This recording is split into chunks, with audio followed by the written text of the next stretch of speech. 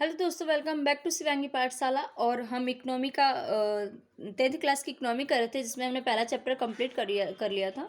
आज हम दूसरे चैप्टर को पढ़ेंगे और दूसरे चैप्टर को समझेंगे। तो हमारा जो दूसरा चैप्टर है, इसका हमने इंट्रोडक्शन भी कर लिया था। हमने ओवरऑल समझ लिया था कि पूरे चैप्टर में क्या दिया हुआ है और पूरे चैप्टर को पढ़ने के बाद हमें क्या समझ में आने वाला है। लेकिन आज अब इसको हम लाइन बाय लाइन पढ़ेंगे और लाइन बाय लाइन पूरी एनसीईआरटी को समझेंगे, जैसे कि हमने 9th क्लास की एनसीईआरटी को पढ़ा और समझा था।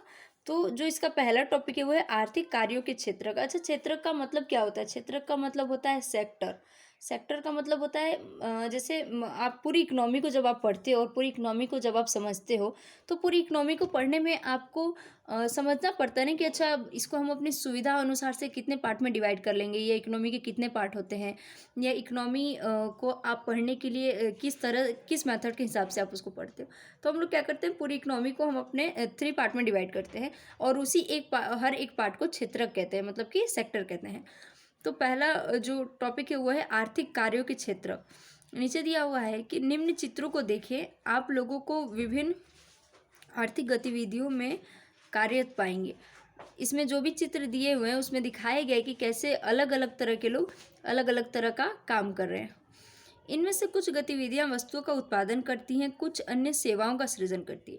इन सारे चित्रों को जब आप देखोगे तो आपको पता चलेगा कि इसमें दिखाया गया है कि कुछ लोग क्या करते हैं, वस्तु का उत्पादन करते हैं। जैसे ईंट बनाना वस्तु का उत्पादन है, कृषि का सामान बेचना वस्तु का उत्पादन है, और कपड़ा बेचना वस्तु का उत्पादन है। लेकिन कुछ लोग क्या करते हैं, सेवा का उत्पादन करते हैं।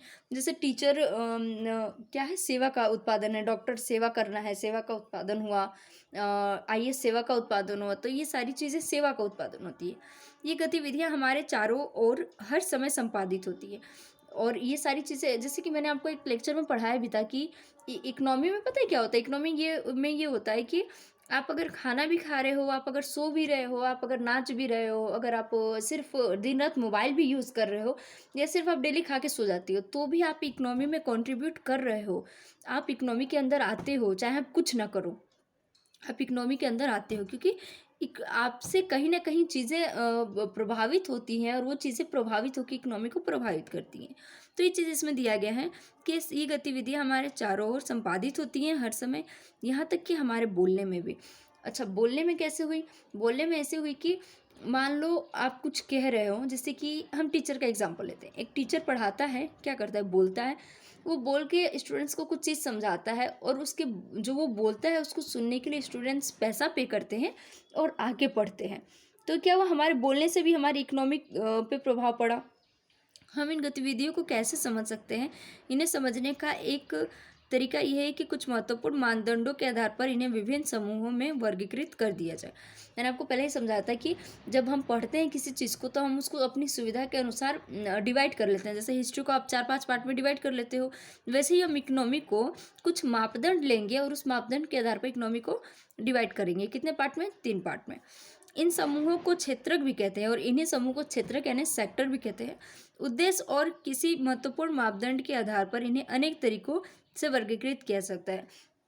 और अब मान लो कि आपको लगा कि अच्छा नहीं, इकोनॉमी को हम थोड़ा इस तरीके से भी देख सकते हैं, मतलब किसी दूसरे तरीके से देख सकते हैं, तो आप उसको किसी दूसरे तरीके से बांट लेना और किसी दूसरे तरीके से बांट के देखना, तो वो अलग अलग चीज़ें हैं। खैर, ये हमारा पहले मतलब क्या बोलते हैं, जो तीनों सेक्टर है उसका इंट्रोडक्शन था। तो हम इसको पढ़ेंगे, लेकिन आज के लिए इतना ही रहने देते हैं। ज़्यादा लोड नहीं लेना है। वैसे ये वीडियो बहुत टाइम बाद आ रही है, कुछ प्रॉब्लम हो गई थी बीच में, हेल्थ इशू चल रहा है यार, सबको फीवर वगैरह हो रही है। तो मेरे चैनल को सब्सक्राइब कीजिए, लाइक कीजिए, शेयर कीजिए। Thank you. जय हिंद।